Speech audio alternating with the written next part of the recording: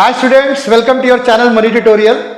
इस video class का हमारा topic Bayes theorem. Bayes theorem ये पार्ट 2 है। हम पार्ट 1 वाले वीडियो में ऑलरेडी बेस थ्योरम के सारे कंसेप्ट्स, इसका फॉर्मूला और ये फॉर्मूला किस टाइप के क्वेश्चंस में अप्लाई होता है हम अच्छे से सीख चुके हैं 6 क्वेश्चंस के साथ। कर लिया ना हमने ये? तो अब उसी वीडियो के कंटिन्यूएशन में आज हमारा पार्ट 2 है। पार्ट 1 को मैं यूं कह सकता हूं कि वो थोड़ा बेसिक लेवल था। आज का वीडियो मेरा थोड़ा एडवांस लेवल का है, पर आज जितने भी क्वेश्चंस कराऊंगा सारे के सारे मोस्ट इंपॉर्टेंट लेवल के क्वेश्चंस हैं वो। ठीक है, तो आप सभी स्टूडेंट्स से मेरे को एक रिक्वेस्ट है कि इस वीडियो को कंटिन्यू करने से पहले प्लीज आप लोग पार्ट 1 को भी पहले एक बार अच्छे से देख लें। तो अब बढ़ता हूं मैं इस वीडियो के पहले क्वेश्चन की तरफ। स्टार्ट करते हैं। देखो आपके स्क्रीन पे first question. Suppose a girl throw a die, if she get 5 or 6, she toss a coin 3 times and note the number of heads। ठीक है, सबसे पहले वो गर्ल जो है एक डाई थ्रो कर रही है। डाई में अगर 5 या 6 आ जाता है, 5 या 6 आ जाता है, she toss a coin, तो वो कॉइन टॉस कर रही है 3 टाइम्स। कॉइन टॉस कर रही है वो 3 टाइम्स।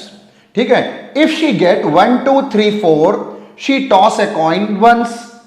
अगर बाय चांस डाइज में 1 2 3 4 कुछ आ जाता है, वो सिर्फ एक ही कॉइन को टॉस कर रही है, या यूं कह लो कि कॉइन को सिर्फ एक बार टॉस कर रही है।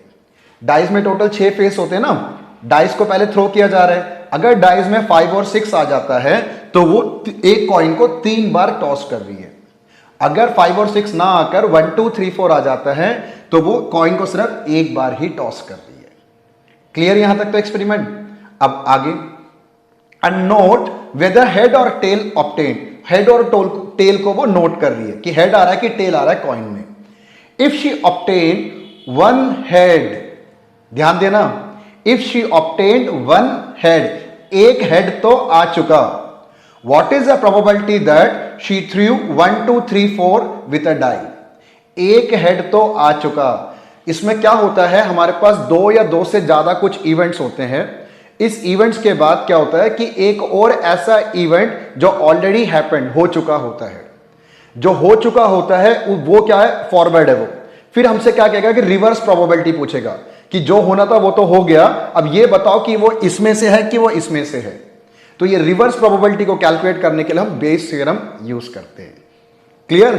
ये तो हम फर्स्ट पार्ट में अच्छे से सीख चुके हैं। जो स्टूडेंट यहां पर नए हैं, मैं आपको डिस्क्रिप्शन बॉक्स में इसका लिंक सेंड कर दूंगा फर्स्ट वीडियो का, आपके हेल्प के लिए वो। और इसके अलावा डिस्क्रिप्शन बॉक्स में आपके पास एक 22 क्वेश्चंस का, बड़े इंपॉर्टेंट लेवल के क्वेश्चंस का मैं आपको पीडीएफ भी मैं आपको लिंक सेंड कर रहा हूं, उसको भी आप जरूर प्रैक्टिस करना। ठीक है, चलो बढ़ते हैं।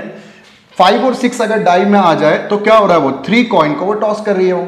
तो 3 कॉइन में क्या क्या आ सकता है, head head head, head head tail, head tail head, tail head head, tail tail tail, tail tail head, tail head tail और हेड टेल टेल। यही होता ना 3 कॉइन को टॉस करने के सैंपल स्पेस में एलिमेंट, टोटल 8 बनते हैं। अगर वो एक कॉइन को टॉस कर रही है तो एक कॉइन में क्या आ सकता है, आइदर हेड या टेल। क्लियर? यहां एक कॉइन को टॉस किया जा रहा है, यहां पर कॉइन को 3 बार टॉस किया जा रहा है। तो ये सारी वेरियस पॉसिबिलिटीज हैं, वेरियस पॉसिबिलिटीज।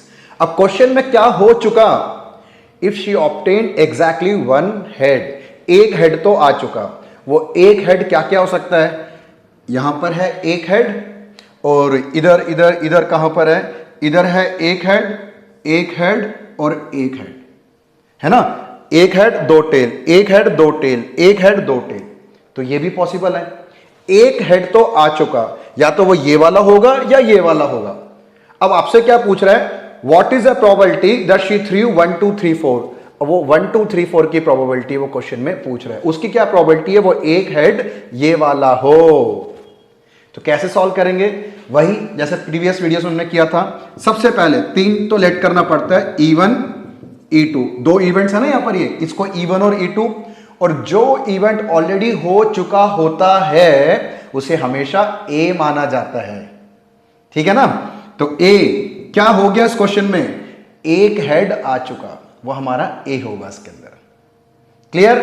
चलो E1 में, तो डाइज में 5 और 6 आ रहा है, इसको मैं इवन मान लेता हूं। डाई शो 5 और 6, ठीक है। E2 die show 1 2 3 4, die show 1 2 3 4, इस वाले इवेंट को E2 मान लिया। और क्या हो गया इस क्वेश्चन में? इस क्वेश्चन में यह हो चुका कि एक हेड आ गया, उसको हम ए लेट कर लेते हैं, 1 हेड। क्लियर? अब हमें क्या करना होता है, हमें सबसे पहले तो 4 प्रोबेबिलिटीज निकालनी होती हैं। 4 प्रोबेबिलिटीज, वो क्या क्या? फर्स्ट, प्रोबेबिलिटी ऑफ E1 पहला, नेक्स्ट प्रोबेबिलिटी ऑफ E2, फिर probability of A by E1, fourth probability of A by E2। सबसे पहले तो हमें ये 4 प्रोबेबिलिटीज फाइंड आउट करना है। अगर इवेंट हमारे पास 2 होता है, जैसे E1 और E2, ये 4 तो बिल्कुल रिजिड है, ये तो निकलेगा ही निकलेगा 4। ये कैसे निकाला जाता है? ये भी बहुत सिंपल है।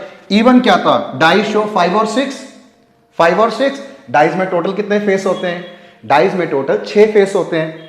6 में से हमारे फेवर में कितना है? 5 और 6, 2। तो इसकी प्रोबेबिलिटी बनी 2/6। सिंपल।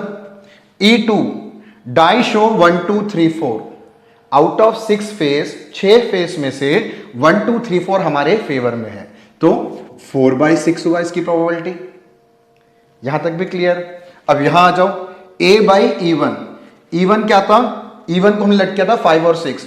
उस वाले केस में से 1 हेड आने की प्रोबेबिलिटी ये रहा, यही था ना 5 और 6 वाला।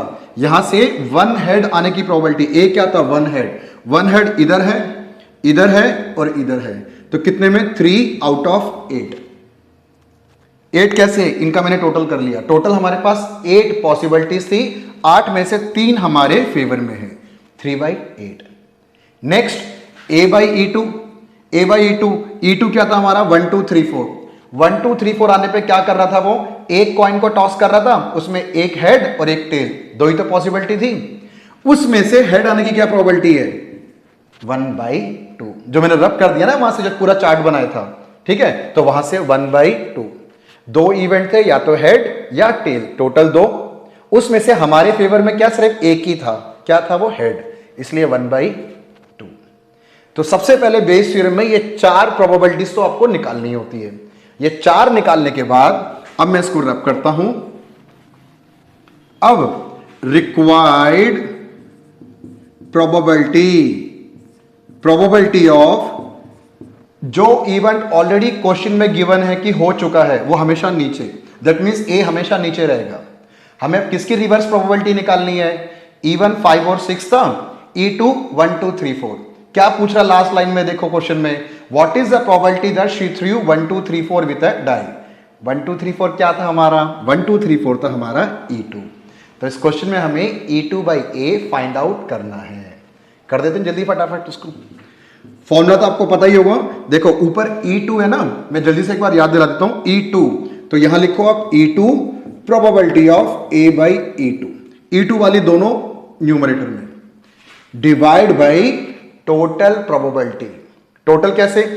E1 A/E1, E1 A/E1 plus आता है E2 A/E2।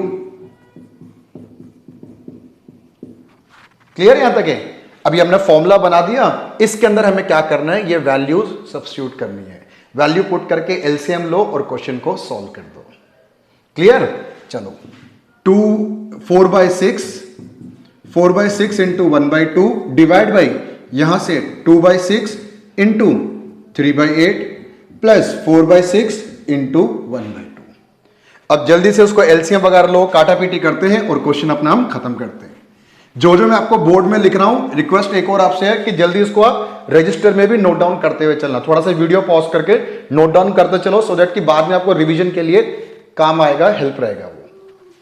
तो इसको सॉल्व करते हैं, आ जाओ। तो ये कितना बना पहले? ये इसको से काट देता हूं, 2 और 6 को काटूंगा तो 1/3। न्यूमरेटर में तो 1/3, इधर 2 और 6 को काटता हूं, ये पूरा ही कट गया, 1/8। इधर से तो वही आएगा 1/3। अब इसको और सॉल्व कर देते हैं। इसको सॉल्व करने में 1/3, यहां पे एलसीएम 3 + 8/24, ठीक है ना। 3 को 24 से काटते हैं 8। मैथमेटिक्स में डिवाइड के जो नीचे होता है वो कहां जाता है, ऊपर जाता है, भेजो ऊपर इसको। 8/11 आपका आंसर है। समझ आ गया। कैलकुलेशन पार्ट तो भाई बेसिक है, एलसीएम वगैरह लेना, पर मेन आप किस तरीके से फॉर्मूला बनता है, कैसे वैल्यूज पुट करते हैं, ये अच्छे से समझना, ठीक है। पर आज के क्लास का एक भी क्वेश्चन आप मिस मत करना। मैं बार बार इसको रिपीट कर रहा हूं क्योंकि ये सारे के सारे बड़े इंपॉर्टेंट लेवल के क्वेश्चन हैं। धीरे धीरे आपका ये एडवांस लेवल बढ़ता जाएगा। ये चाहे आप 12th के स्टूडेंट हो, किसी किसी स्कूल में 11th में भी आ जाता प्रोबेबिलिटी, और ग्रेजुएशन में तो आता ही है, बीबीए बीसीए वगैरह में, बीकॉम में भी है। तो कोई भी लेवल का क्लास का स्टूडेंट हो, सबके लिए आज का वीडियो बड़ा ही इंपॉर्टेंट है। चलो ठीक है, अब बढ़ते हैं क्वेश्चन नंबर 2 की तरफ। रीड आउट कर लो जल्दी फटाफट आप स्क्रीन पे। Question number 2, a laboratory blood test is 99% effective in detecting a certain disease when it is in fact present। किसी व्यक्ति को कोई बीमारी हो, वो लैब में जाके अपना टेस्ट करवाता है, ब्लड टेस्ट करवाता है। ब्लड टेस्ट में उसका बीमारी पकड़ में आ जाती है, इसकी प्रोबेबिलिटी है 99%। बीमार व्यक्ति जाए और उसकी बीमारी को वो ब्लड टेस्ट पकड़ ले तो वो 99% चांस है। आगे, however the test also yield a false positive result for 0.5% of healthy person tested। ये गलत हो गया। कैसे? एक स्वस्थ बंदा जा रहा है ब्लड टेस्ट करवाने के लिए और टेस्ट रिजल्ट क्या आता है कि नहीं भाई तू भी बीमार है। ये एरर है, ये गलती है। ये गलती के भी चांस हैं। कितना है? बहुत ही कम है, 0.5%। इतना भी नहीं होना चाहिए, कोई बात नहीं, अब क्वेश्चन में तो है। हेल्दी पर्सन जा रहा है, उसको भी वो टेस्ट रिजल्ट क्या बता रहा है कि भैया तू भी बीमार है। कितना चांस है वो? 0.5%। If 0.1% of the population actually has a disease, एक पूरे के पूरे समूह में, सोसाइटी में सबको नहीं है बीमारी, सिर्फ कितना है? 0.1% लोगों को ही डिजीज है। 0.1 मतलब कितना हुआ? 0.1 डिवाइड बाई 100, पॉइंट हटाओ, नीचे एक जीरो लगा दो, तो 1/1000। सो आउट ऑफ 1000 पर्सन एक व्यक्ति ही बीमार है। आउट ऑफ 1000 पर्सन एक व्यक्ति बीमार है, तो बाकी हेल्दी पर्सन कितने हैं? गेस करो जल्दी फटाफट। 999 हेल्दी पर्सन है आउट ऑफ 1000। क्लियर? अब आगे, what is the probability that the person has a disease? Person को डिसीज हो, इसकी क्या प्रोबेबिलिटी है? Given that his test result is positive. और हमें क्या गिवन है क्वेश्चन में? उस व्यक्ति का टेस्ट रिजल्ट तो पॉजिटिव आ गया, उस व्यक्ति का टेस्ट रिजल्ट तो पॉजिटिव आ गया। अब उसकी क्या प्रोबेबिलिटी कि वो बंदा डिसीज्ड पर्सन हो।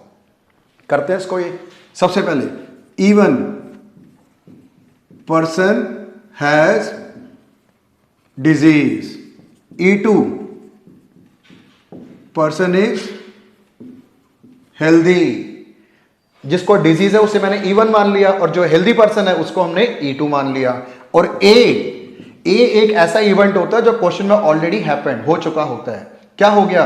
उस व्यक्ति का टेस्ट रिजल्ट तो पॉजिटिव आ गया, लिखा हुआ ना लास्ट लाइन में। जो हो चुका होता है हमेशा उसी को आपने ए लेट करना है।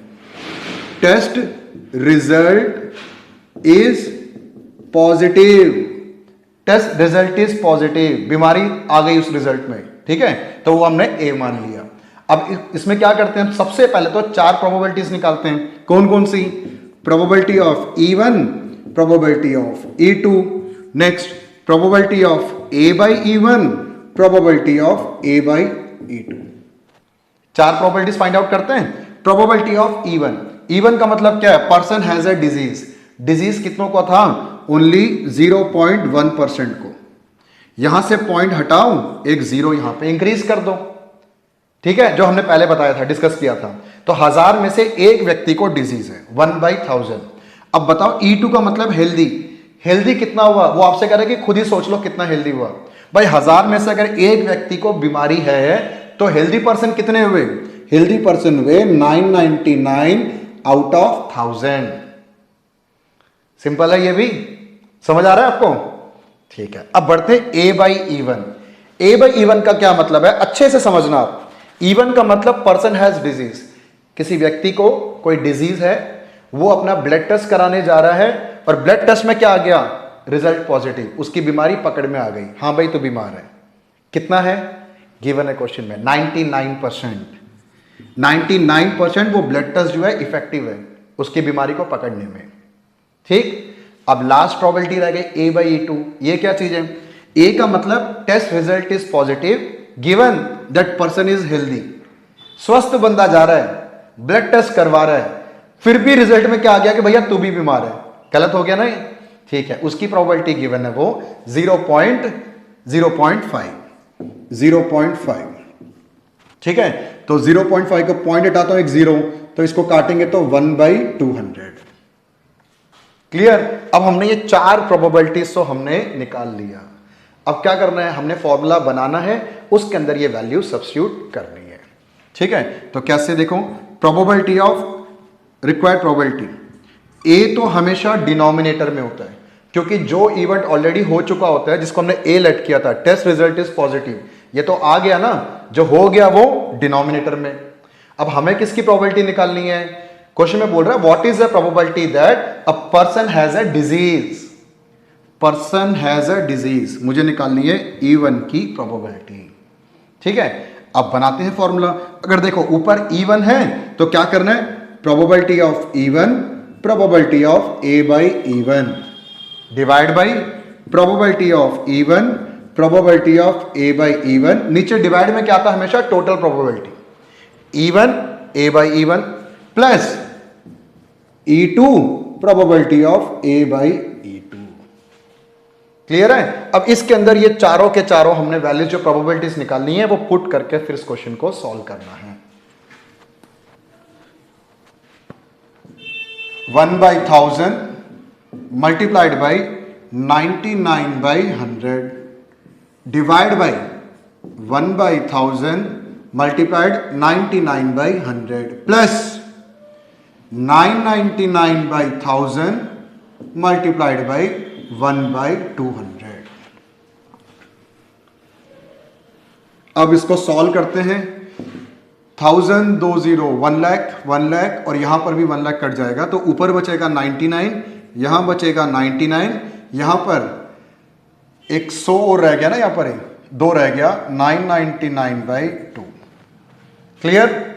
हमने यहां से क्या किया? 1 लाख 1 लाख 1 लाख कॉमन ले लिया, तो यहां से जब 1 लाख कॉमन लेंगे तो 2 तो रह जाएगा ना नीचे, यहां पर 999/2। 1 लाख हमने ऊपर से भी नीचे से भी न्यूमरेटर डिनोमिनेटर से कैंसिल आउट कर दिया, कॉमन लेकर, दिखाने की जरूरत नहीं होती, बस कैंसिल हो गया। समझ आ गया ना वैसे आपको ये? अब बस मेन आपका मुद्दा है कि इसको सॉल्व करना है। जल्दी से कर देते हैं। सबसे पहले क्या करूं मैं? एलसीएम ले लूं, 99 को 2 से इंटू कर नीचे से नीचे वाले 2 को ऊपर ले जाता हूं मैं। एक ही स्टेप में करते हैं, टाइम ज्यादा वेस्ट नहीं करना। तो ये हो गया 198, ये हो गया 198 प्लस 999 198। अब इन दोनों को प्लस कर लेते हैं, 101197। ठीक है, अब इसको आप और किससे कट सकता है ये आप देख लो, 3 से, किसी भी डिजिट से। अब जितना छोटा हो सके उतना छोटा करके इसको आप छोड़ देना। क्लियर है? मेन था मेरा काम कि आपको ये पूरा का पूरा समझाना। समझ आ गया? ठीक है, क्वेश्चन बड़ा इंपॉर्टेंट लेवल का, क्वेश्चन को छोड़ना नहीं है आपने। क्लियर? चलो बढ़ते हैं क्वेश्चन नंबर 3 की तरफ। थर्ड क्वेश्चन आपके स्क्रीन पे बहुत ही बढ़िया लेवल का है। एक एक क्वेश्चन करके जैसे जैसे हम बढ़ते जा रहे हैं वैसे वैसे देखो क्वेश्चन चेंज भी होता जा रहा है तो सारा का सारा बेस थ्योरम, पर क्या क्या नए नए कंसेप्ट यूज हो रहे हैं उसके अंदर, ये देखते जाओ। Question number 3। क्वेश्चन नंबर 3 में अ card from a pack of 52 card is lost. A card from a pack of 52 card is lost. 52 पत्तों की ताश की गड्डी में से एक कार्ड हमारा गुम हो गया, खो गया। From the remaining cards of the pack, remaining कितने रह गए अब उसके अंदर? रिमेनिंग कार्ड्स रह गए 51। एक कार्ड तो खो गया ना, तो बाकी कितने रह गए? 51 कार्ड्स रह गए। 2 cards are drawn and are found to be both diamonds. ठीक है, बाकी जो गड्डी रह गई 51 कार्ड्स की, उसमें से क्या किया हमने? 2 कार्ड्स हमने निकाला।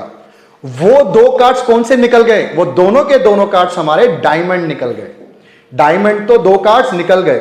ठीक है, find the probability of the lost card being a diamond. उसकी क्या प्रोबेबिलिटी है कि खोया हुआ पत्ता डायमंड का था? समझ आ रहा है आपको कुछ क्वेश्चन? मैं एक बार दोबारा समझाने की कोशिश करता हूं। 52 पत्तों की गड्डी थी, उसमें से एक कार्ड जो है हमारा खो गया, तो गड्डी में कितना रह गया? 51 कार्ड्स। आउट ऑफ दैट 51 हमने क्या किया? 2 कार्ड्स को और हमने निकाला उसमें से।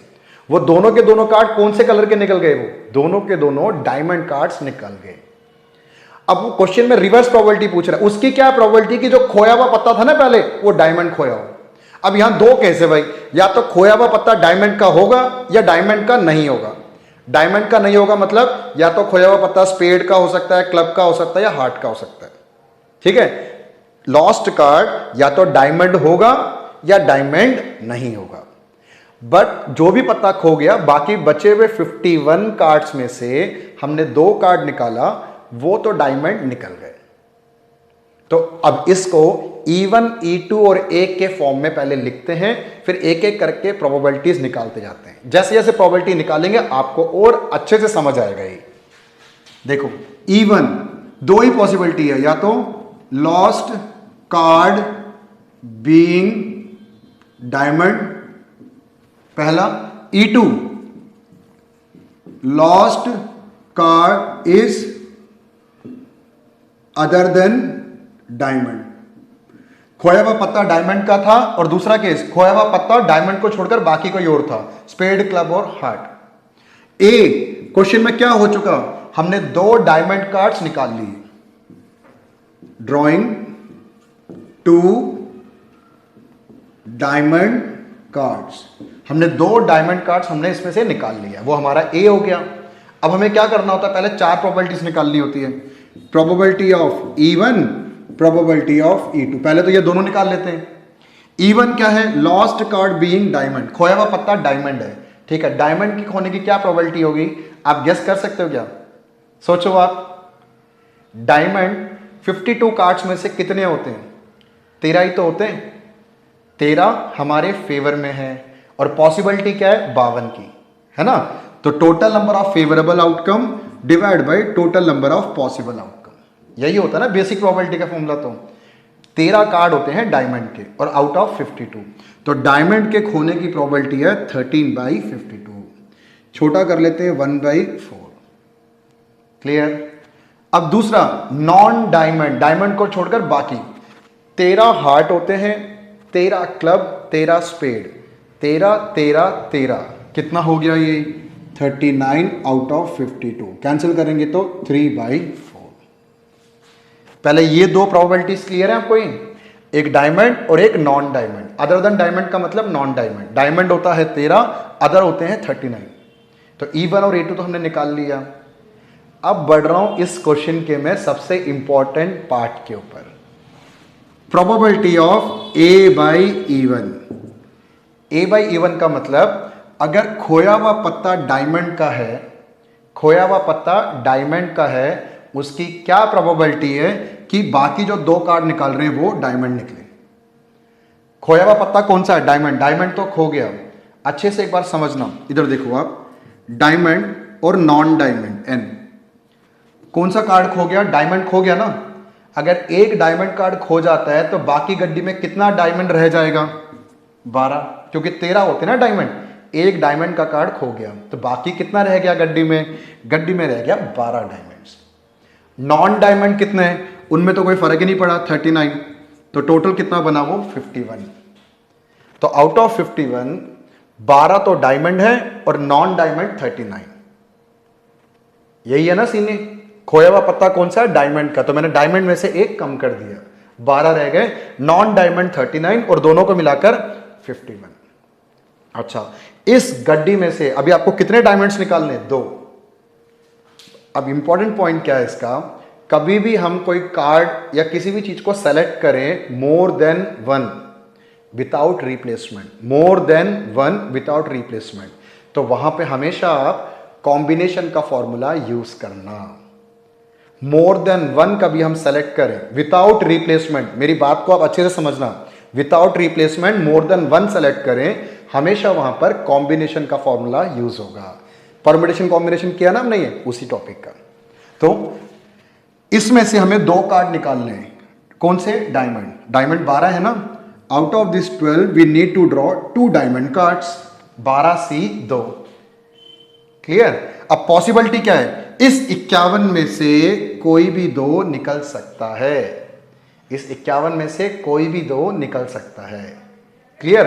अब इसको जल्दी से सॉल्व कर लेते हैं। सॉल्व कैसे करेंगे देखो, इसका बेस और इसका बेस सेम सेम 2 है ना, तो जल्दी फटाफट शॉर्टकट, 2 बार इसको डिसेंडिंग ऑर्डर में लिख लो और 2 बार इसको भी आप डिसेंडिंग ऑर्डर में लिख लो, ये सब होते हैं शॉर्टकट्स। यहां पर अगर कॉम्बिनेशन के बेस में 2 है, यहां पर भी 2 है, सेम सेम डिजिट हो, तो इस वाली वैल्यू को सिर्फ आप 2 बार डिसेंडिंग ऑर्डर में लिख लो, शॉर्टकट से। अगर यहां भी 3 हो और यहां भी 3 हो, इस 12 को 3 बार डिसेंडिंग ऑर्डर में मल्टीप्लाई कर लो, वैसे ही 51 को 3 बार डिसेंडिंग ऑर्डर में मल्टीप्लाई कर लो। ठीक है, ये सब परम्यूटेशन कॉम्बिनेशन के सारे शॉर्टकट्स होते हैं, जहां जहां जो यूज होगा मैं आपको सिखाता चलूंगा उसको मैं। चलो पहले हम इसको सॉल्व कर लेते हैं, काटा पीटी करते हैं, थोड़ा सा मेहनत तो है ये सबसे पहले कटेगा 3 से 4, यह आ गया 17, ये आएगा 2, यह आएगा 25, यह आ गया 22, डिवाइड बाई 3 14 425, 22 अपॉन में 425। क्लियर हुआ एक पार्ट? अभी तक तो हमारा a बाई E1 निकला है। अब क्या करना है, अब हमें निकालना है probability of a by E2, probability of a by E2। अब E2 का मतलब क्या है, यहां पर lost card is other than diamond, खोया हुआ पत्ता जो है ना, डायमंड के अलावा कोई और कार्ड है वो। ठीक है, डायमंड और नॉन डायमंड कितने कितने रह गए? डायमंड में तो कोई फर्क ही नहीं पड़ा क्योंकि डायमंड नहीं खोया इस बार कौन सा कार्ड खो गया? Non diamond. 39 में से कोई भी एक कार्ड खो गया तो रिमेनिंग कितना बचा? 38। अब टोटल वही 51। इस बार डायमंड नहीं खोया, कौन सा कार्ड खोया? नॉन डायमंड खो गया। अगर नॉन डायमंड खो गया तो 39 में से एक वो कम कर दो ना, 38 बचा ही। समझ आ रही है आपको बात मेरी? 38 रह गया हमारा नॉन डायमंड, और डायमंड तो वही 13 है इस गड्ढे के अंदर, 13 और 38 मिलाकर 51। तो इस तरीके का कॉम्पोजिशन है। अब हमारे हाथ में गड्डी है वो। अब क्या करना है, probability of 2 diamond cards, 2 diamond, इसमें से 2 डायमंड निकालो आप। कैसे? 13 है ना यहां पर, 13C2 51C2, जैसे ऊपर वाला किया था वैसे ही सेम यहां पर डायमंड है हमारे फेवर में, तो इसलिए 13C2 टोटल 51C2। अब जल्दी से फटाफट इसको सॉल्व करके देखो कितना आ रहा है। मैं भी करता हूं, 13 इंटू 12, 51 इंटू 50, ये आ जाएगा हमारा 3 से कटेगा 4, ये आ जाएगा 17, इसको काटेंगे 2, इसको काटेंगे 25, ये हो गया 26 अपॉन में 425। ये भी क्लियर? अब हमने मेहनत करके ये 4 प्रोबेबिलिटीज तो निकाल लिया। अब लास्ट स्टेप की तरफ मूव करते हैं जहां बेस थ्योरम यूज होगा। चलो 3 क्वेश्चन से आप लोगों को समझ आ रहा होगा कि लेवल आज कौन से लेवल का है ना, बेसिक से थोड़ा ऊपर लेवल है ये। तो रिक्वायर्ड प्रोबेबिलिटी हमेशा a तो डिनोमिनेटर में रहता है, ठीक है। हमें किसकी प्रोबेबिलिटी निकालनी है? क्वेश्चन में कह रहा है what is find the probability of the lost card being a diamond. उसकी क्या प्रोबेबिलिटी कि खोया हुआ पत्ता डायमंड का है। वो हमने क्या लेट किया था? लॉस्ट कार्ड बीइंग डायमंड को हमने E1 लेट किया था। हमें E1 की प्रोबेबिलिटी निकालनी है, ठीक है। फॉर्मूला बनाओ, probability of E1, probability of a by E1 divide by probability of E1, probability of a by E1 plus probability of E2, probability of a by E2। Clear? अब इसके अंदर हम सारी वैल्यू सब्स्टिट्यूट करते हैं। तो सबसे पहले हमने E1 क्या निकाला था? E1 की प्रोबेबिलिटी थी 1/4, a बाई E1 की 22/425 डिवाइड बाई 1/4 22/425 प्लस 3/4 इंटू 26/425। अब जल्दी से फटाफट इसको सॉल्व करो और फाइनल आंसर की तरफ मूव करो। डिवाइड में देखो, ध्यान दो, 4 और 425 है, यहां पर भी 4 और 425 है, इधर भी 4 और 425 है। तो क्या करेंगे? हाँ बिल्कुल सही, काट देंगे सारा। काट के दिखाना नहीं है, बस कट गया, खत्म। तो सिर्फ न्यूमरेटर बचा 1 इंटू 22 22, 1 इंटू 22 22, 3 इंटू 26 78। ठीक है, अब आगे इसको और कैलकुलेट करते हैं। 22 78 79 80, तो ये आ गया 11/50। ठीक है ना? समझ आया आपको कैसे सॉल्व किया हमने पूरा ही? तो क्वेश्चन थोड़ा मेहनत वाला था, पर आपको अच्छे से समझना है क्वेश्चन को, और एग्जाम में ऐसे ऐसे क्वेश्चंस आ जाते हैं। तो बिना किसी रिस्क को लिए हुए इस क्वेश्चन को एक बार की जगह 2 बार आप जरूर प्रैक्टिस करो, पर क्वेश्चन को छोड़ मत देना उसको ही। ठीक है, चलो अब बढ़ते हैं हम क्वेश्चन नंबर 4 की तरफ। क्वेश्चन नंबर 4 आप रीड आउट कर लो।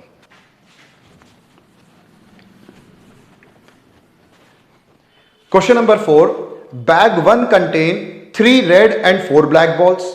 अच्छा, 2 bags. And bag 2 contain 4 red and 5 black balls.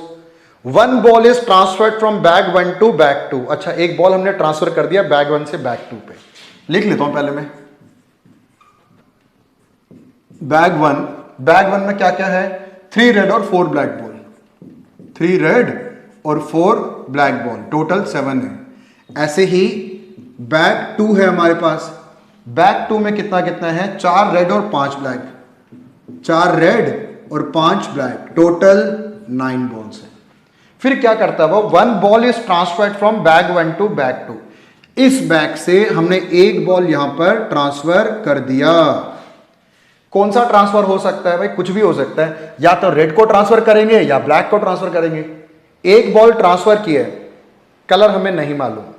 अगर हम रेड को ट्रांसफर करते हैं तो रेड हो जाएगा 5, ब्लैक 5 रहेगा, तो टोटल 10 हो जाएगा। अगर हम ब्लैक को ट्रांसफर करते हैं, रेड रहेगा 4, ब्लैक हो जाएगा 6, टोटल 10। 2 पॉसिबिलिटी है। आइदर हम फर्स्ट बैग से सेकंड बैग में रेड को ट्रांसफर करेंगे या फर्स्ट बैग से सेकंड बैग में हम ब्लैक को ट्रांसफर करेंगे। 2 पॉसिबिलिटीज हैं। आगे देखते हैं। And then a ball is drawn from bag 2। अच्छा भाई, इसमें से फिर एक और बॉल निकाल रहा है वो। एक और बॉल निकाल रहा है। जब 10 बॉल हो गई ना टोटल, उस 10 बॉल में से एक बॉल निकाल रहा है। ठीक है। The ball so drawn is found to be red in colour. क्या निकल गया? रेड बॉल तो निकल गया। सेकंड बैग से जो हमने एक बॉल निकाला है वो रेड तो निकल गया। Find the probability that transferred ball is black. अब उसकी क्या प्रोबेबिलिटी कि यहां से जो हमने ट्रांसफर किया था वो ब्लैक बॉल हो। नजर आ रहा है पूरा का पूरा क्लियर केस, रिवर्स प्रोबेबिलिटी। यहां से पहले एक बॉल ट्रांसफर किया, ठीक है, उसके बाद यहां से हमने एक रेड बॉल निकाला। ठीक है, अब रेड बॉल तो निकाल दिया, ये तो गिवन है। आपको वापस पीछे जाकर पूछ रहा है कि उसकी क्या प्रोबेबिलिटी कि वो ब्लैक बॉल हो। तो रिवर्स प्रोबेबिलिटी के क्वेश्चंस में ही बेस थ्योरम को यूज करा जाता है। क्लियर? ठीक है। अब हम लेट करते हैं अपना सारा का सारा E1, E2 और A। सबसे पहले लेट E1। E1 क्या है? हम रेड बॉल को ट्रांसफर करते हैं। Red ball is transferred from a first bag to second bag 1 to 2। सही है। अब E2, black ball is transferred from 1 to 2, first bag to second ball. Black को ट्रांसफर कर रहे हैं। क्लियर? यहां तक तो 2 ही तो केस हो सकते हैं, या तो रेड को ट्रांसफर करें या ब्लैक को ट्रांसफर करें बैग 1 से बैग 2 पे। E1 और E2 लेट कर लिया। क्वेश्चन में क्या हो गया? कौन सा इवेंट ऑलरेडी हैपेंड है? सेकंड बैग से जो हमने बॉल ड्रॉ किया वो रेड निकल गया। जो चीज हो जाती है ना, जो इवेंट ऑलरेडी हैपेंड होता है, उसे हम क्या लेट करते हैं? उसे हम ए लेट करते हैं। तो ए क्या है यहां पर? रेड बॉल फ्रॉम, रेड का बोल रहा था वो, हाँ रेड का, red ball from bag 2। Red ball from bag 2। तो ये 3 तो हो गया ही। अब क्या करा जाता है? अब ये सब कुछ लिखने के बाद अब हमें निकालना होता है 4 प्रोबेबिलिटीज अपनी। चलो स्टार्ट करते हैं। पहले probability of E1, probability of E2। E1 क्या था? Red ball. यहां से यहां पे रेड को ट्रांसफर करने की क्या प्रोबेबिलिटी होगी? रेड को, फॉर्मूला क्या होता है? Total number of favourable outcome divide by total number of possible outcome. यही होता है। रेड कितना था? 3, ये हमारे फेवर में है। पॉसिबल कितना है? आउट ऑफ 7, तो 3/7 तो इसकी प्रोबेबिलिटी हुई। सिंपल है। ऐसे ही E2, अगर इसमें से आप यहां पे ब्लैक को ट्रांसफर करते हो, ब्लैक को ट्रांसफर करने की क्या प्रोबेबिलिटी बनेगी?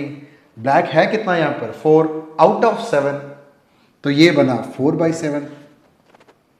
यहां तक कोई दिक्कत नहीं आपको? सिंपल ही है ना? ठीक है, आगे बढ़ते हैं। Probability of A/E1। अब सभी स्टूडेंट को ये वाला पार्ट अच्छे से समझना है, अच्छे से समझना इस पार्ट को। A/E1, E1 का मतलब क्या है? हमने रेड बॉल इसमें ट्रांसफर कर दिया, यही था ना हमारा रेड बॉल। रेड बॉल हमने इसमें ट्रांसफर कर दिया। अच्छे से सोचो, अब यहां पे रेड कितना हो चुका? रेड हो गया 5। ब्लैक सेम 5, 5 और 5 कितना हुआ 10, 5 और 5 10 है ना।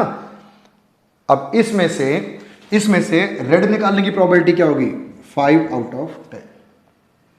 टोटल 10 बॉल हो गए थे ना यहां पर, रेड 5 और ब्लैक 5, क्योंकि जो हमने बॉल ट्रांसफर किया है, मैं दोबारा बता रहा हूं आपको, अगर हम रेड बॉल यहां से निकालकर यहां ट्रांसफर करेंगे तो ये जो 4 रेड था ना, ऑलरेडी वहां पे 4 था, एक रेड और आ जाएगा उसके अंदर। अगर रेड ट्रांसफर किया तो 4 + 1 5 रेड बनेगा 5, तो रेड 5 है और ब्लैक तो वही 5 ही है, ये 5 और ये 5 10 हो जाएगा। तो probability of A/E1 red 5 out of 10। समझ आ रहा है?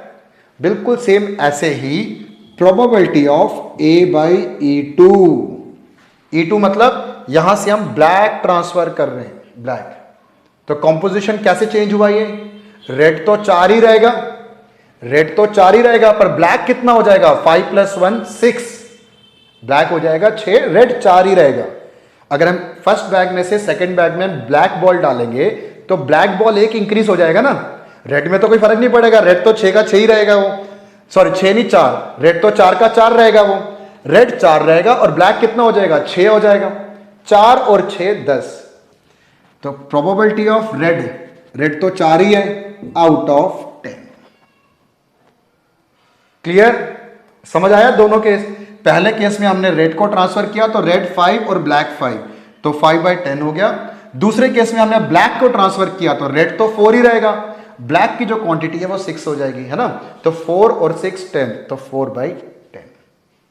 जब हमने ये 4 निकाल लिया, बाकी का काम तो इजी, भाई दिमाग तो सिर्फ इतने में ही लगाना था। ये भी बड़ा इंपॉर्टेंट क्वेश्चन है, एग्जाम में कई बार देख चुका हूं इसको मैं। ठीक है, आगे मूव करने से पहले मैं आपको बता दूं कि जो मैं आपको बार बार बोल रहा हूं कि डिस्क्रिप्शन बॉक्स में इसका लिंक मैंने आपको दिया हुआ है, जरूर गो थ्रू करना। उस पीडीएफ फाइल में भी जो क्वेश्चंस मैंने प्रैक्टिस के लिए दिए हैं, ऐसे ऐसे क्वेश्चंस भी हैं उसके अंदर, ये तो आपकी और अच्छी रिवीजन हो जाएगी वहां से ये। ठीक है, चलो मूव करता हूं आगे। रिक्वायर्ड प्रोबेबिलिटी, ये सब तो हो गया 4। अब रिक्वायर्ड प्रोबेबिलिटी में प्रोबेबिलिटी ऑफ, नीचे हमेशा ए, जो इवेंट हो चुका होता है वो नीचे। अब हमें किसकी निकालनी है, रेड बॉल ट्रांसफर करने की निकालनी है कि ब्लैक बॉल ट्रांसफर करने की निकालनी है? क्या बोल रहा है, द बॉल्स और drawn is found to be red in colour, find the probability that the transferred ball is black. अब उसकी क्या प्रोबेबिलिटी कि ट्रांसफर्ड बॉल ब्लैक हो, ट्रांसफर्ड बॉल ब्लैक का मतलब E2 को लेट किया था ना हमने, बैग 1 से बैग 2 पे हम ब्लैक को ट्रांसफर करेंगे, वो E2 की निकालनी है। फॉर्मूला बना लो जल्दी फटाफट, E2 का probability of E2 probability of A/E2 divide by probability of E1 probability of A/E1 plus probability of E2 probability of A/E2। जल्दी से इसके अंदर आप वैल्यूज पुट कर लो। तो वैल्यूज हैं E2 की तो था 4/7 इंटू 4/10 डिवाइड बाई 3/7 5/10 प्लस 4/7 4/10। ये सारी वैल्यूज मैंने यहां पुट कर लिया। अब इसको मैं सॉल्व करूंगा, सॉल्व कर 7 10 7 10 7 10, गेस करो मैं क्या बोलने वाला हूं, समझ गया, सारे कट जाएंगे। 4 × 4 16, 3 × 5 15 और 4 × 4 16, जल्दी से ऐड करो 16 और ये 31। तो आपका इस क्वेश्चन का आंसर है 16/31। ठीक है, क्लियर? देखो अभी तक हमने 4 क्वेश्चन किए हैं, वीडियो का लेंथ तो थोड़ा बढ़ता हुआ जा रहा है, पर मैं चाहता हूं कि आपको अच्छे से समझाते हुए चलूं, तेजी से नहीं भागूं मैं, तो इसलिए थोड़ा पेशेंस के साथ जितने क्वेश्चंस मैं कराऊंगा इस वीडियो में, अच्छे से इसको सीखना जरूर इसको ही। तो ये 4 क्वेश्चन बड़े इंपॉर्टेंट लेवल के हम कर चुके। अब मैं आगे मूव करता हूं क्वेश्चन नंबर 5 की तरफ, वो भी बड़ा इंपॉर्टेंट क्वेश्चन है, ये रहा आपके स्क्रीन पे। 5th question, assume that the chance of patient having a heart attack is 40%।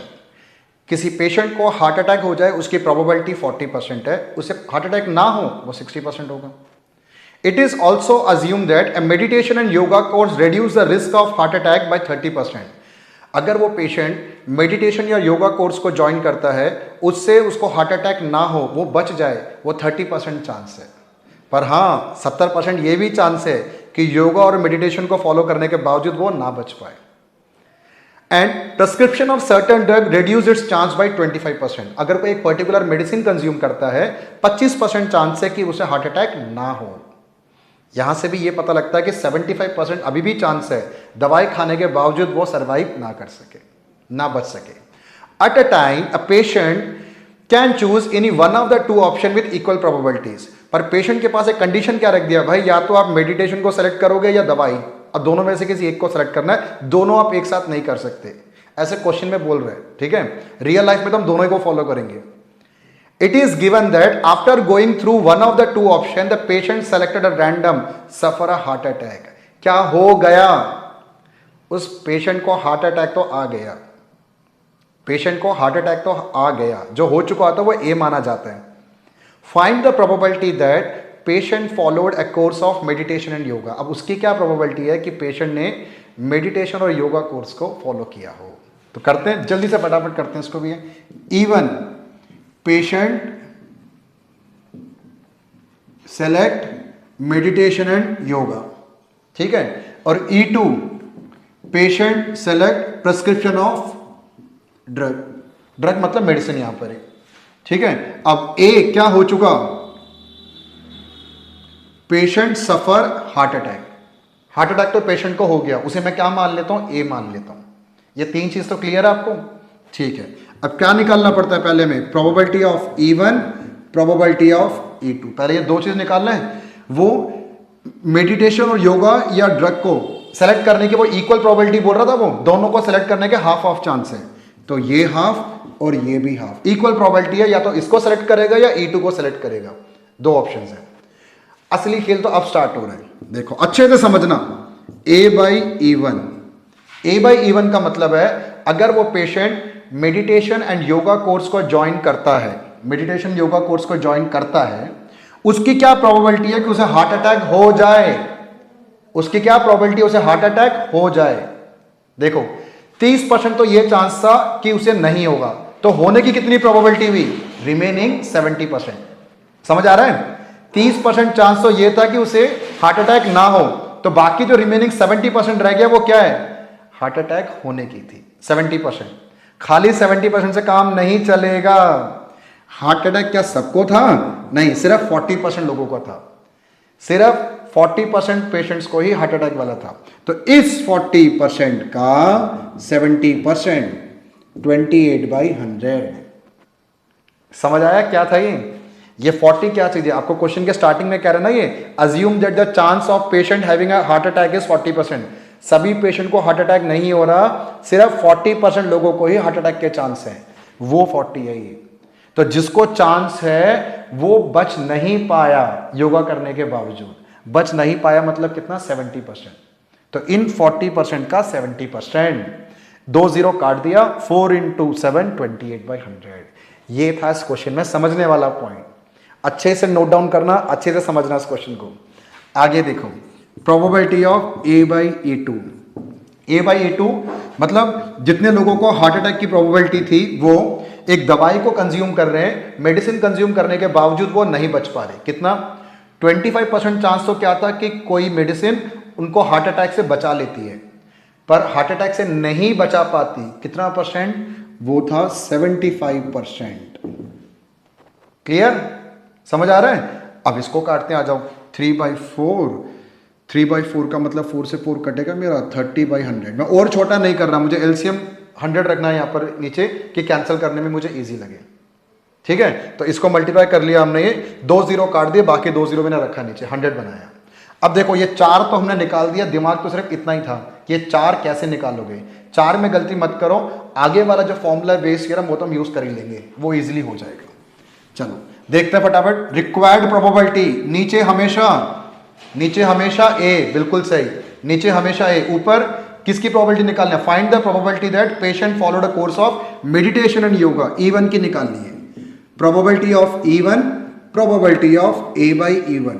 अगर न्यूमरेटर में E1 है तो E1 A/E1 लिखना, नीचे total probability of E1 probability of A/E1, probability of E2 probability of A/E2। अब इसके अंदर सारी वैल्यूज में सब्स्टिट्यूट करता हूं। ये क्या था, हाफ × 28/100 डिवाइड बाई ये 30 half into 28/100 plus half into 30/100, ये 2 और 100, 2 और 100, 2 और फिर 100, ये तो सारे के सारे कैंसिल। तो ऊपर क्या रह गया, ऊपर रह गया 28, यहां रह गया 28, 1 इंटू 30 30, क्या बना 28/58, इसे कैंसिल कर लो 14/29, तो आपका आंसर है 14/29। क्लियर है? ये वाले पार्ट में तो मुझे लगता है कि किसी को कोई प्रॉब्लम नहीं होगा। सिर्फ क्या क्वेश्चन अच्छे से समझकर आपको जो स्टार्टिंग की जो 4 प्रोबेबिलिटी निकालनी होती है वो प्लीज आप अच्छे से निकालना। ये क्वेश्चन आपका गलत नहीं होना चाहिए बिल्कुल ही। ठीक है, चलो बढ़ते हैं क्वेश्चन नंबर 6 की तरफ। क्वेश्चन नंबर 6 देखो क्या कह रहा है। इस वीडियो क्लास का बिल्कुल लास्ट क्वेश्चन रीड आउट करते हैं, इसको रब कर लेते हैं पहले इसको, फिर उसके बाद हम क्वेश्चन नंबर 6 पढ़ेंगे। Question number 6, if a machine is correctly set up, it produce 90% acceptable item। Machine को स्टार्ट करने से पहले प्रॉपर तरीके से उसके नट बोल्ट पुर्जे वगैरह जो है ना उसको अच्छे से पहले सेटअप करना पड़ता है। अगर मशीन स्टार्ट करने से पहले सारे उसके जो पुर्जे हैं उनको अच्छे से हम सेटअप कर लेते हैं मशीन को, तो सेटअप करने के बाद जो मशीन अपना आउटपुट प्रोड्यूस करेगा 90% बढ़िया आउटपुट प्रोड्यूस करके देगा। 10% तो हमारे थोड़े से रिजेक्टेड भी हो सकते हैं, स्क्रैप में जा सकता है वो। 90% आपका बढ़िया आउटपुट निकलेगा प्रोवाइडेड मशीन को आप पहले प्रॉपर अच्छे से सेटअप करो। It is if it is incorrectly setup it produce only 40% acceptable item. अगर आप अच्छे तरीके से मशीन को सेटअप नहीं करते, जैसे बढ़िया वैसे ही चालू कर रहे हो उसको, तो सिर्फ 40% ही बढ़िया आउटपुट निकलेगा, 60% तो स्क्रैप बेकार निकलेंगे आइटम्स। ठीक है, आगे past experience shows that 80% of the setups are correctly done. हमारा प्रीवियस पास्ट रिकॉर्ड जो है ये बताता है कि 80% ऑफ अ टाइम तो हम मशीन को प्रॉपर सेटअप करके ही चालू करते हैं। ठीक है, after a certain setup the machine produce 2 acceptable item. इस क्वेश्चन का जो इंपॉर्टेंट पॉइंट है ना वो है वो 2, एक आइटम नहीं प्रोड्यूस कर रहा, 2 item, 2। The machine produce 2 acceptable item, find the probability that the machine is correctly setup. उसने 2 एक्सेप्टेबल आइटम जो प्रोड्यूस कर दिया, अच्छा आइटम प्रोड्यूस कर दिया। अब या तो आपने उस मशीन को प्रॉपर सेटअप करके प्रोड्यूस किया होगा या इनकरेक्ट सेटअप करके फिर अच्छा आइटम प्रोड्यूस हुआ होगा। 2 पॉसिबिलिटी है ना, वही वापस रिवर्स प्रोबेबिलिटी के लिए। तो find the probability that machine is correctly setup. Start करते हैं इस क्वेश्चन को। देखो E1 machine is correctly setup है हमारा ये।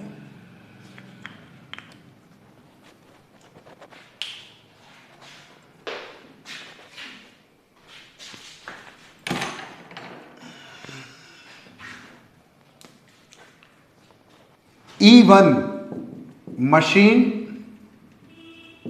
is correctly set up. E2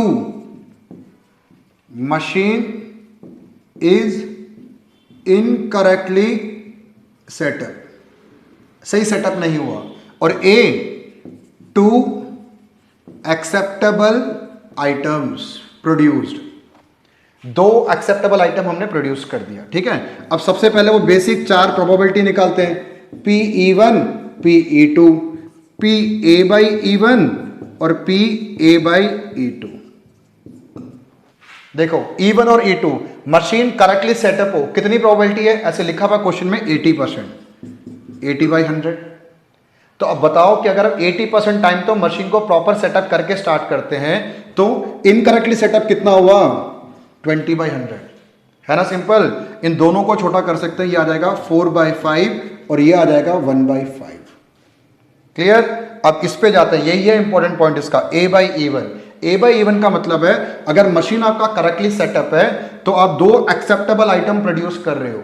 तो कितना गिवन है क्वेश्चन में? वो हमें गिवन है 40% एक्सेप्टेबल। ठीक है, past experience shows that 90%, if it produce 90% acceptable item. तो अगर मशीन को हम प्रॉपरली सेटअप करते हैं तो 90% चांस है कि वो बढ़िया आउटपुट प्रोड्यूस करेगा।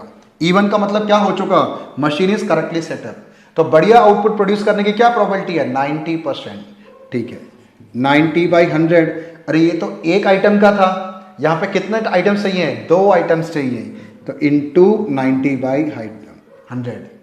पहला भी सही और दूसरा भी सही। कभी भी बोलते समय ना प्रोबेबिलिटी में और वाला हिंदी का कनेक्टिंग वर्ड आ जाए और, तो बीच में मल्टीप्लाई का साइन आता है। पहला भी सही और दूसरा भी सही, पहला भी एक्सेप्टेबल आइटम और दूसरा भी एक्सेप्टेबल आइटम।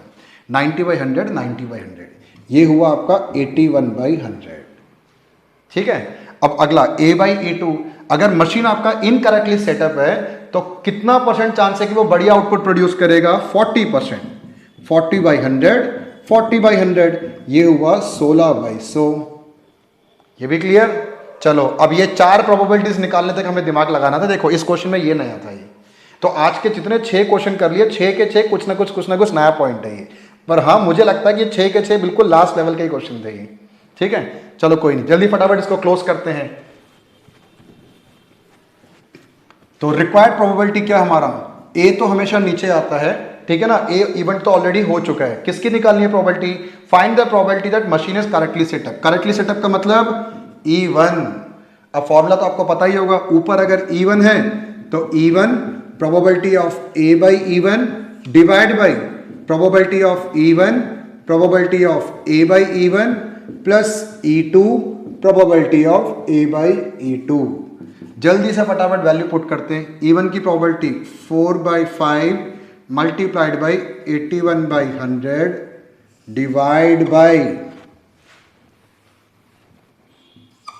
4/5 81/100 1/5 16/100। जल्दी से इसको सॉल्व करके बताओ। 4 इंटू 81 324, यहां पर 324 और ये 16, 324 340। इसे कैंसिल वगैरह कर कर जितना छोटा हो सके उतना छोटा इसको आप कर लो।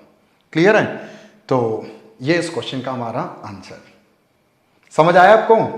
तो 6 क्वेश्चन को करने में नियर अबाउट हमारा 1 घंटा लग चुका है। 1 घंटा तसल्ली से पेशेंस के साथ में इस वीडियो को देखा और क्वेश्चनों को समझा। ये अपने आप में एक बहुत बड़ी अचीवमेंट है। पर हाँ, बहुत अच्छी बात है कि आपने ये 6 क्वेश्चन को समझ लिया। रजिस्टर में जरूर 6 क्वेश्चन को नोट डाउन करना। इस क्वेश्चन को आपने मिस बिल्कुल भी नहीं करना। तो फर्स्ट पार्ट में हमने जो क्वेश्चन कर लिया था वो सेकंड पार्ट में भी हमने 6 क्वेश्चन कर लिया, और प्रैक्टिस में मैंने आपको जो PDF फॉर्म में क्वेश्चन दिए हैं इन सबको आप अच्छे ढंग से कर लो। मुझे ऐसा लगता है कि आपने बेस थ्योरम में मोर देन 95% अपना टॉपिक कंप्लीट कर लिया है। तो आप बिल्कुल तैयार हो चुके हो बेस थ्योरम के लिए। क्लियर? इस वीडियो क्लास को हम इसी क्वेश्चन से हम क्लोज करते हैं। मैं आपसे मिलता हूं नेक्स्ट वीडियो में कुछ और टॉपिक लेकर। तब तक आप जितने भी मैंने क्वेश्चंस करा दिए बहुत अच्छे ढंग से इसकी प्रैक्टिस करना। और भी प्रोबेबिलिटीज के वीडियोस हैं उनको भी देखो, उसको भी अच्छे से समझो। ओवरऑल आप प्रैक्टिस अच्छे से करो, एग्जाम बिल्कुल पास में ही है। तो जितना आप अच्छा प्रैक्टिस करोगे आपका बेनिफिट है वो। इन सारे क्वेश्चन को नोट डाउन जरूर करके रखना। ठीक है, मैं मिलता हूं आपसे अब नेक्स्ट वीडियो में। और जाने से पहले अगर आपको ये मेरा वीडियो अच्छा लगा हो, आपने नॉलेज गेन किया हो, तो प्लीज लाइक शेयर और सब्सक्राइब आप जरूर करना। तो मैं मिलता हूं आपसे नेक्स्ट वीडियो में कुछ नए टॉपिक्स लेकर।